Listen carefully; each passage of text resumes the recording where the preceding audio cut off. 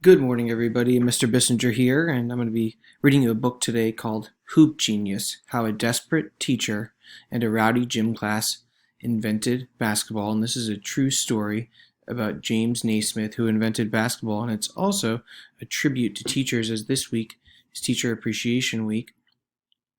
And I thought it'd be important to share with you about a teacher who made a big difference. In December of 1891, James Naismith, a young teacher, took over a rowdy gym class that had already forced two teachers to quit. He didn't want to, but nobody else would teach that class. The students hated the boring exercises and gymnastics that they'd been doing over and over, so Naismith decided to try something fun. Indoor football. He needed something much less rough.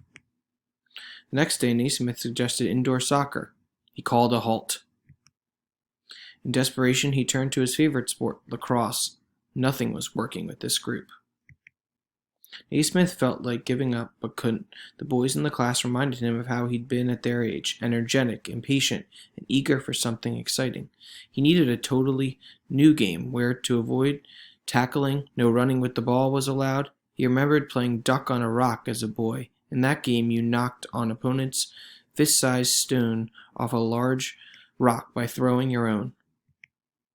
If you missed, you had to retrieve your stone before you were tagged, so accuracy was more valuable than force. He snapped his fingers and said, "I've got it. How about a game with a goal off the ground that required an arcing throw?" That night, he stayed up late thinking about the new game. The next morning, December 21st, 1891, Naismith rushed into his office and grabbed a soccer ball. Now he needed a goal. He asked Pop Stebbins, the building superintendent, for a couple of square boxes. He didn't have them, but he had something else: 2 old peach baskets. Naismith tacked the rules to the gym bulletin board and promised the class that if this new game failed, he would not try any more experiments. Captains chose teams of 9 members, and Naismith selected 2 centermen. He tossed the ball up between them, and they jumped for it to start the new game. Because the men had never played before, Naismith called many fouls for holding, pushing, and tripping. After 2 fouls, the player had to sit on the sideline until the next goal occurred. William Chase launched a shot from 25 feet that went in for the first and only basket of the game. When Naismith blew the whistle to end the game, nobody wanted to leave.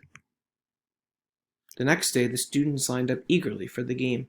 They played hard but avoided fouling because they wanted to stay on the court. When students went home for Christmas vacation, they taught the new game to their friends. Soon people in cities, small towns, and on farms were playing basketball. In 1892, a group of women teachers from a nearby school asked James Naismith if they could play too. "I don't see why not," he said, and games were arranged.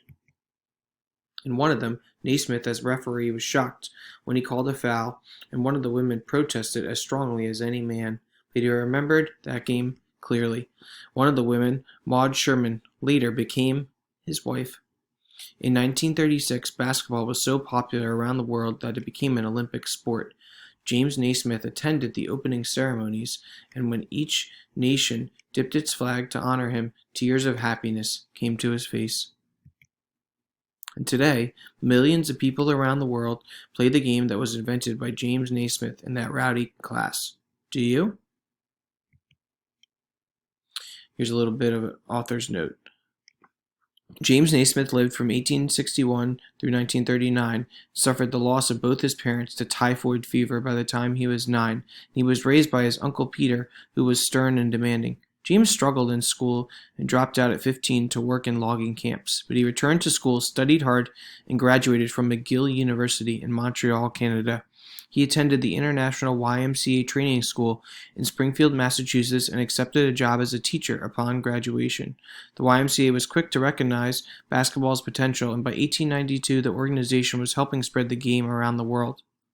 A number of people shared valuable information with me about James Naismith and the creation of basketball, including John Gossett, who showed me the original stone from Duck on a Rock, and connected me with John Dunn, who led a memorable tour of Naismith sites around Almonte, Ontario. The staff at the Naismith Memorial Basketball Hall of Fame in Springfield, Massachusetts provided important documents, as did Jeffrey Monso, activist at Springfield College, Ryan Bean at the YMCA archives at the University of Minnesota.